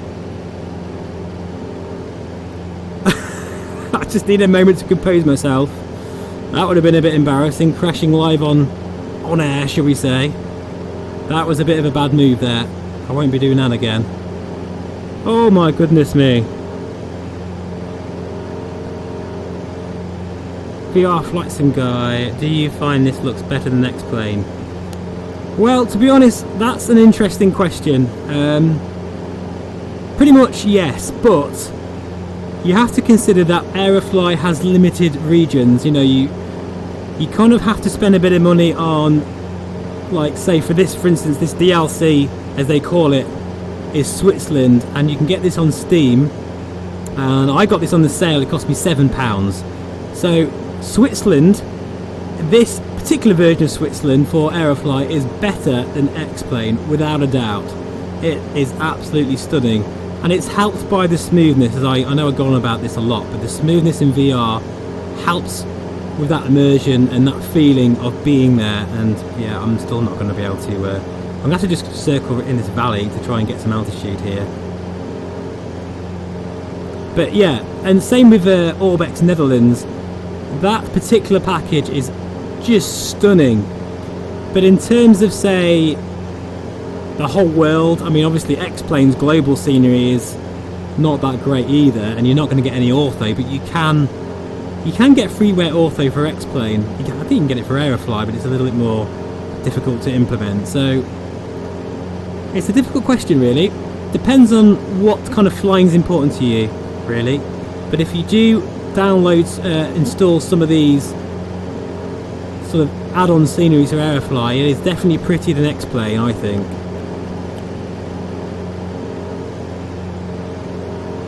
That hasn't really answered the question though, is it really?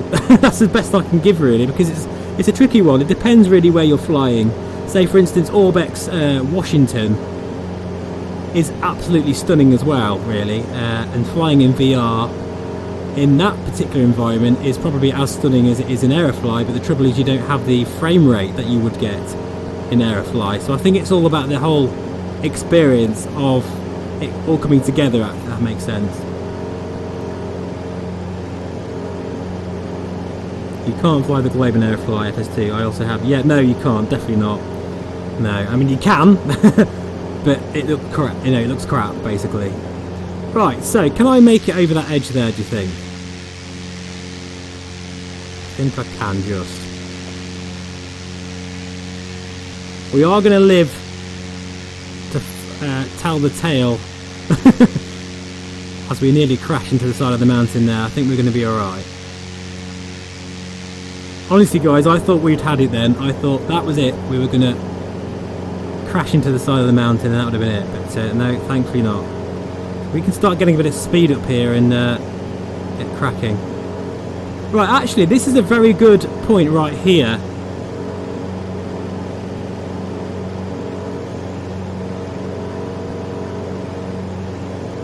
About Aerofly scenery. Is that right ahead of us there? That is... We're basically heading out. In fact, look guys, right here. That is Aerofly, the DLC that I'm using. Now we're going to head into a default area of Aerofly where there's no scenery at all, and they basically have a very basic mesh and very, very low resolution, and look at that. It suddenly becomes the most from the most beautiful flight sim to basically FS95 in the space of a tile. So now it looks absolutely crap. So there is your answer really. That was good timing to answer that question. If you look here now, it looks crap. It just doesn't look very nice at all. It's all pixely, but look at the difference. Obviously a bit of ortho can make, and I've got my landing light on. Let's take that off. So yeah, I guess with Aerofly you have to appreciate, just understand the limitations of the sim, but that it is a absolutely fantastic experience if you say buy an aircraft like this, or even the default aircraft are brilliant to be honest, and just get yourself one of the DLC packages like Orbex Netherlands or Switzerland. I highly recommend when there's a sale on, and then you'll have hours and hours of enjoyment out of it really.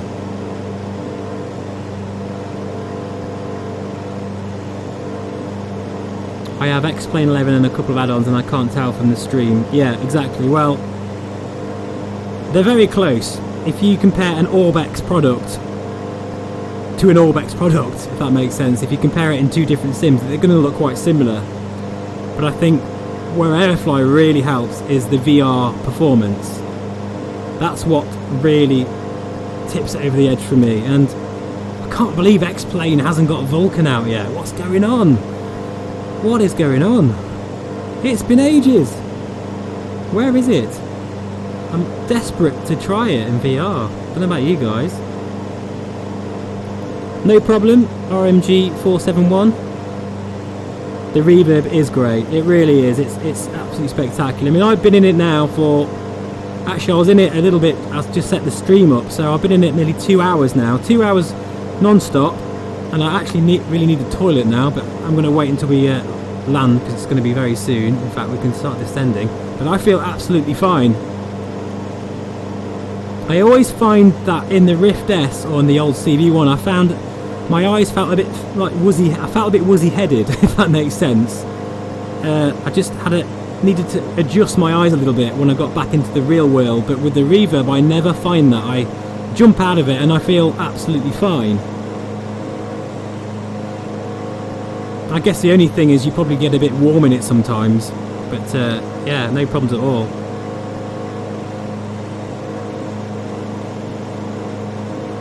Purchase Traffic Global on your recommendation, great plugin. Oh great, I'm so pleased you enjoy it. I mean, honestly, if I didn't like something I would tell you. I really promise you that on this channel. I'm not one for, I'm just, if I like something, or if I don't like it, same token, then I'll be very honest about it. And there are some dodgy add-ons out there, but generally speaking, if I do get something for my own flight sim, I'll do a lot of research first, and it's quite rare that I'll jump on board and get something straight away without at least looking at a couple of reviews and stuff. But I make exceptions though if I'm really excited about something. But yeah, the Traffic Global plugin is just absolutely superb. In fact, I don't know why. No, we shouldn't be descending yet. Bad idea, we're not there yet. I'm getting ahead of myself. It is a really fantastic plugin because it makes a big difference to those. I mean, people say Aerofly is sterile, but X-Plane is as well, really. Not quite as bad, but you need a plug-in light traffic global to really enhance those skies. And I won't go back now, guys. That, as I've said, with that plug-in, that is the new benchmark for me in X-Plane. I won't go back. No way. Alright, let's have a look at our flight plan here. We are 13 minutes away. Okay.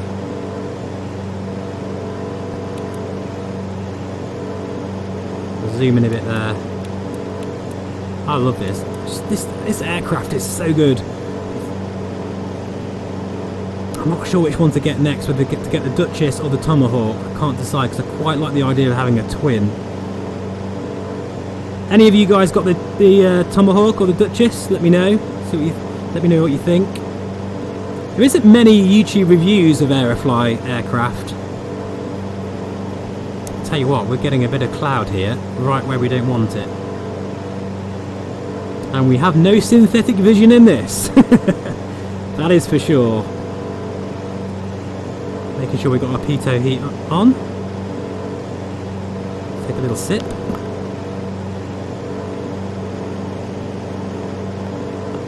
Ah, that's better.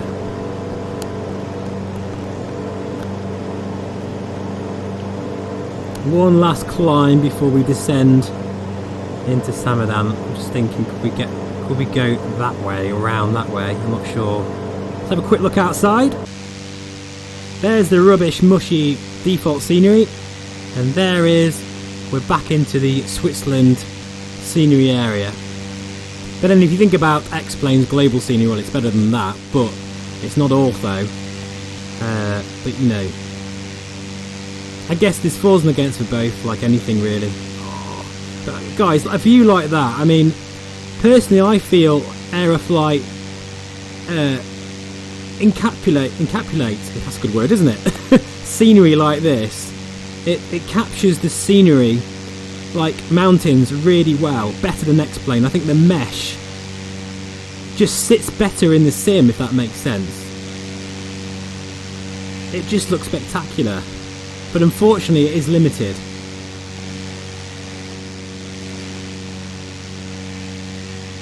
Reminds me a little bit of Flight Limited, actually.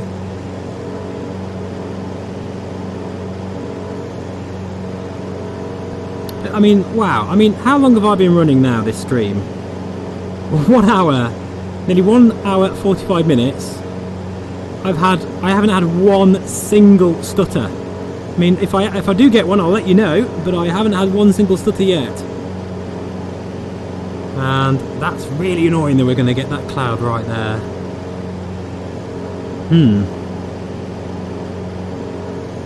Yeah, we might have to be very vigilant here. I'm not going to make the same mistake twice.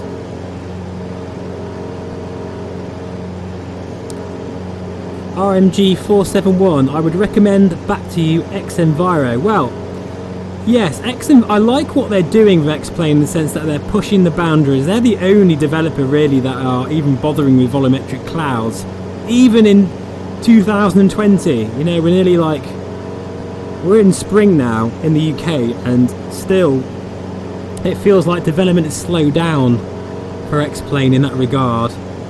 But the trouble is, X-Enviro does not currently work with VR, and it is, from what I've heard and seen with reviews and things, I mean, actually you can probably tell me, actually, if you don't mind, how you find the frame rates with X-Enviro, because I have seen that it can really affect your frame rate, and VR, you know, you need all those precious frames because obviously your PC is working overtime.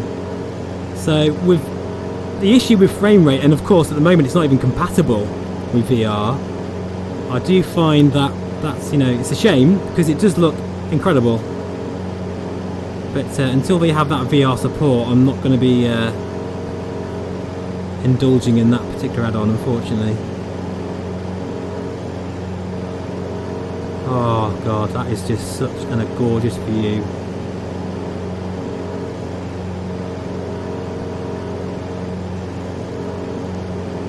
There's one thing with all this kind of coronavirus stuff going around, if I can't go anywhere this summer, or I can probably just jump in VR and do it virtually instead.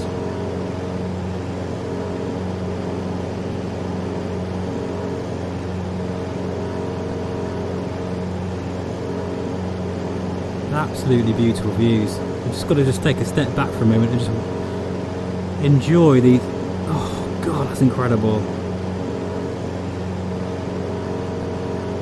I think this stream is going to be nearer 2 hours by the time I've finished.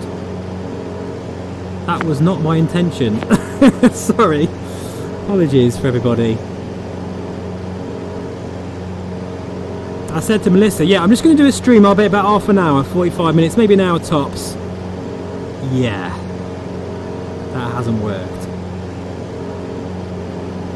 If she is listening to this, I wouldn't mind a cup of tea though.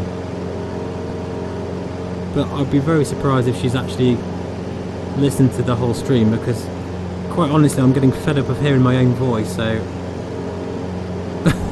we'll be down on the ground in a moment.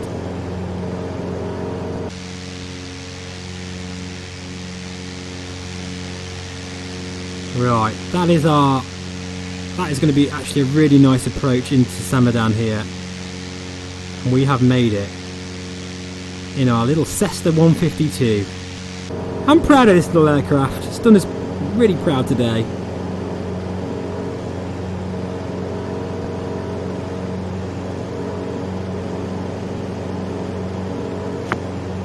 RMG 471, you're right about the frame rate in VR, yes.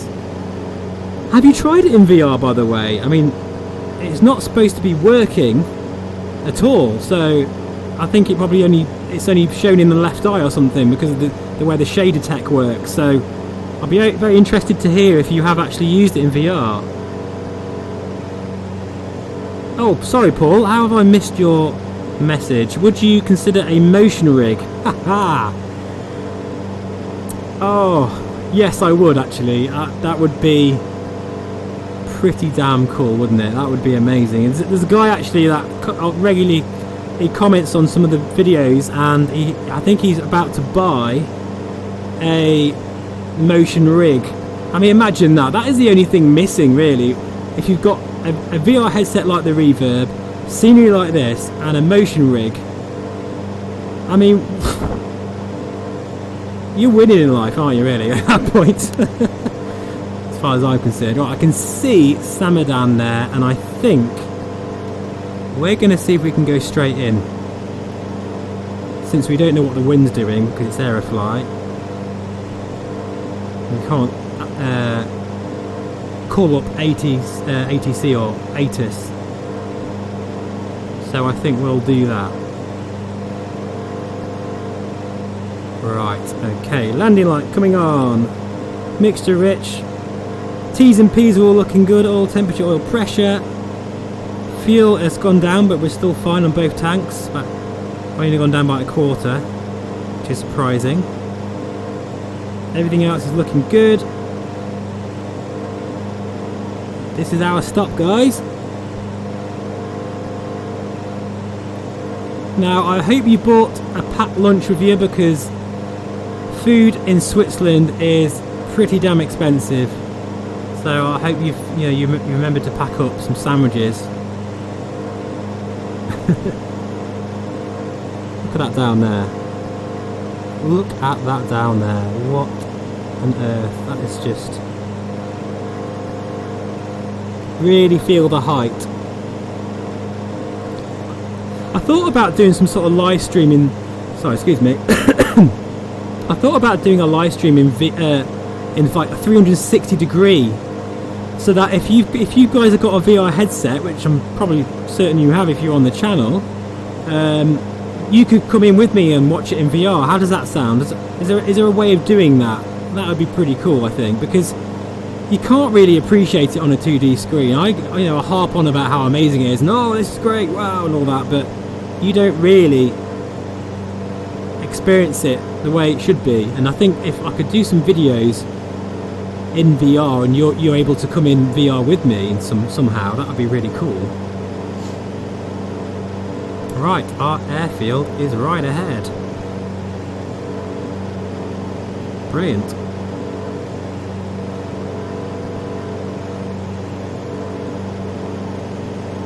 And thank you very much everyone for coming along with me. It's really, really appreciated.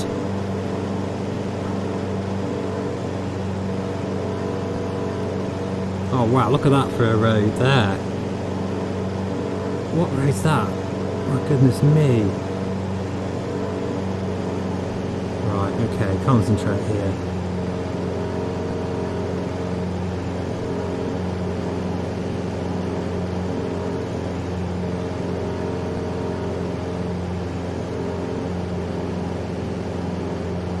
We're coming into land.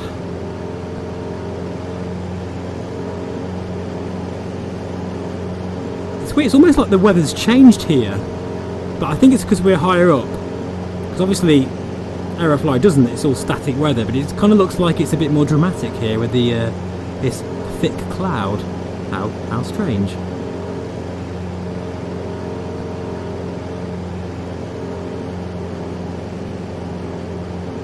Yeah, we're going to be touching 2 hours, I think, as we finish this stream. So I've been in the reverb well over 2 hours now, and anyone who's wondering, no problems at all. I did a crazy 6-hour session in this thing once when I first got this particular headset, to really test it out, to make sure it didn't misbehave, and yeah, that was an interesting experiment. So I'd recommend anyone. Don't worry, you don't have to watch the full 6 hours. I did edit that one.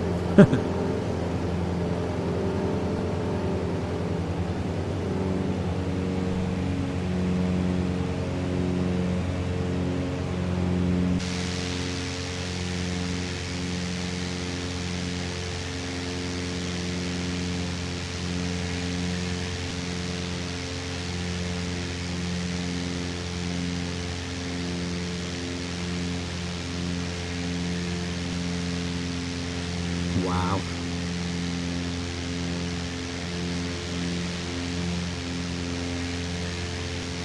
Gorgeous. Just those sounds.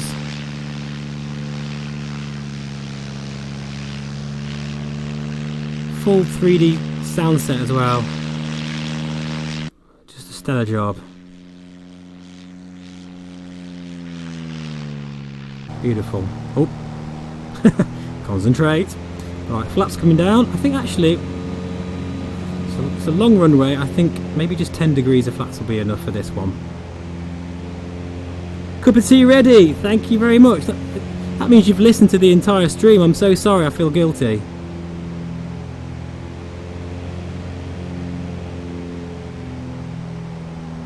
I didn't think it was going to be as long as this. But never mind. It's been great. I've loved it.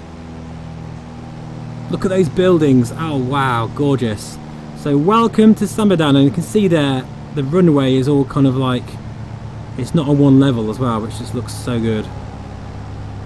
We're actually really fast here, 80 knots, but we've got plenty of runway, so we're fine. Hold her off.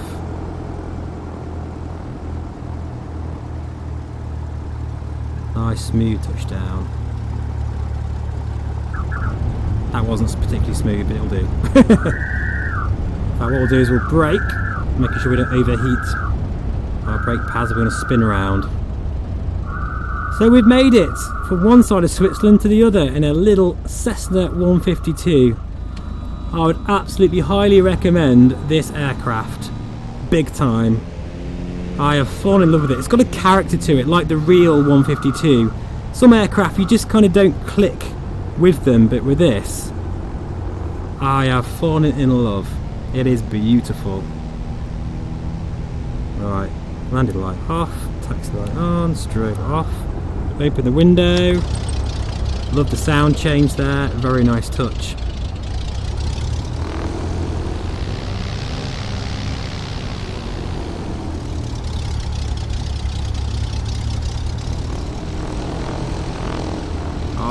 God, those sounds. I know I keep going about them, but they're just so good. So yeah, thanks very much guys for watching. If you are still here, well done. I don't expect you to watch the whole thing, but Really appreciate you coming along for the ride. We'll park up here. Look at that look, wow.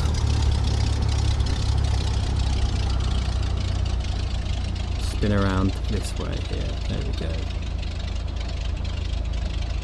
That'll do for me. What an absolutely glorious flight in Aerofly. It never disappoints me. It always runs so well. And you know, even now, the reverb, just like, every time I get into it, I just like, oh wow. You know, every time, I'm not bored of that resolution yet. It's still not the norm for me, if that makes sense. Alright, switch all them off. Does that switch off? No, that's fine. That's probably hardwired in. So that's all of our lights off. Magnetos off. And master switches off. And we'll get going. And that's it, guys. That is a wrap. Thanks, Brian. Really appreciate you coming along. The Make It For X-Plane would be great if you got the 2 versions for the price of 1. I know what you mean. That would be really cool, wouldn't it? Yeah, I totally agree with you on that one, because it's the same with the Tomahawk as well. There's a very nice version of X-Plane. I would love for them to have some sort of discount deal. But anyway, I'm going to... In fact, actually, let's have a quick look around this airport, if I can. Because I want to show you just how beautiful this is here. Just look at that. The buildings and everything look absolutely incredible. And the terminal, like, you can, if you go really close to it, you can see like the texture work. You can see all of the wording on the advertisement boards and stuff. It's really well done. But that is it, guys. I'm going to have a cup of tea now. I think we deserve one after that. And oh, just look at the detail. Look at the detail. Amazing. Just simply astonishing. I just love how, like, they didn't need to go to this detail, but like the landing gear struts, can see like all of those little details, like I don't even know what you'd call that really, like the push rods, I suppose, and the suspension linkages, the tyre, all those bolts, little, yeah, the bolt that goes into there, that's actually got like some rust on it there. The exhaust. It's just so incredible, isn't it, that we've got to this stage. Look at that. It looks like... Why is that like that? Is it like an oil stain or something? I can't zoom into the top of it, unfortunately. But so yeah, let me know in the comments, guys, or if you watch this, you know, back another time. I'm always up for ideas for different things. I will do some more DCS soon, because I say I'm really enjoying the Huey. There's a couple of new aircraft I've got for X-Plane that I really want to show off to you guys. But first of all, they're not really working very well at the moment. They're a bit broken, so I've got onto Carinado about it, and they are sorting out a fix for those aircraft, so which I'm quite impressed with. So hopefully once they're all sorted, then we'll be good to go on that as well. So and maybe some more IL2 as well, actually. That would be quite cool. Because the Spitfire campaign is... I didn't switch that off yet. Switch that off. Is superb. I've just realised my controls have lasted the whole 2 hours as well, which is great, without moaning at me for being for empty batteries. So I guess these controls have worked. Anyway, thanks guys for watching. I really appreciate it. Oh my god, 2 hours this stream has been. So I'll see you guys again on the next one. Bye-bye for now.